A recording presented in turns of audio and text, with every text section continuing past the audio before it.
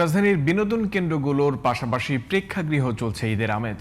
Cinema হলগুলোতে রয়েছে দর্শকদের উপচে পড়া ভিড়। কেউ এসেছেন পরিবারের সঙ্গে, কেউ বা বন্ধুদের সঙ্গে। মুক্তির দিন থেকেই টিকিট পেতে রীতিমতো হুড়োহুড়ি করছেন দর্শকরা। ভোগান্তি এড়াতে অনেকেই কেটেছেন অনলাইনে। সামাজিক ও বাণিজ্যিক সিনেমা নির্মাণ করলে ভবিষ্যতে আরও বেশি মানুষ হলমুখী হবে, এমনটাই প্রত্যাশা সিনেমা প্রেমীদের। মোজাফফর রহমানের ক্যামেরায় রিপোর্ট করেছেন জান্নাতুল ফেরদৌসী। ঈদ মানেই আনন্দ।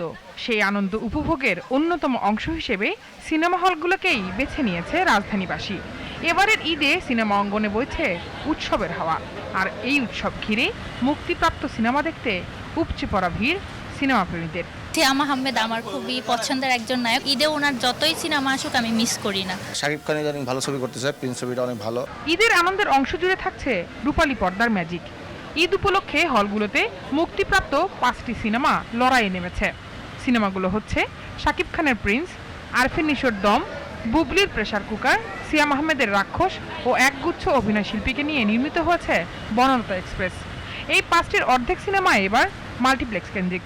আমরা এসেছি বনলতা এক্সপ্রেস দেখতে। আমি আমার ফ্রেন্ডদেরকে নিয়ে এসেছি। টিকিট কাটতে কোনো সমস্যা নেই, অনলাইনে টিকিট কেটে ফেলেছিলাম। দম ছবিটা হয়তো বাংলা সিনেমা, এটাই হয়তো আমরা দেখব। দেখতে এসেছি, ভালো লাগছে। ঈদের দিন থেকেই সবগুলো সিনেমা হলে দর্শকের ভিড় বলে দিচ্ছে সিনেমা হল ফিরছে তার পুরনো চিত্রে। মাঝে দেখতে আসতে পারতাম না, এনভায়রনমেন্ট সেরকম ছিল না। এখন সপরিবারে আসতে পারছি। অবশ্যই তো এটা বাংলা সিনেমার ইমপ্রুভমেন্ট বলাই যায়। আমি আমার ফ্যামিলি নিয়ে এসেছি। ঈদের পরে মুভি দেখতে অনেক ভালো লাগে। ঈদের দিন থেকে আমরা মোটামুটি ভালো রেসপন্স পাচ্ছি। আমাদের মোটামুটি সেল ভালোই আছে, খারাপ না। কেবল তারকা খ্যাতি নয়, গল্পের শক্তি, অভিনয়ের দক্ষতায় সিনেমা বাছাই করছেন দর্শকরা।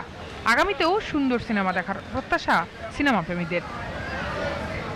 জান্নাতুল ফেরদৌসী, জিটিভি নিউজ, ঢাকা।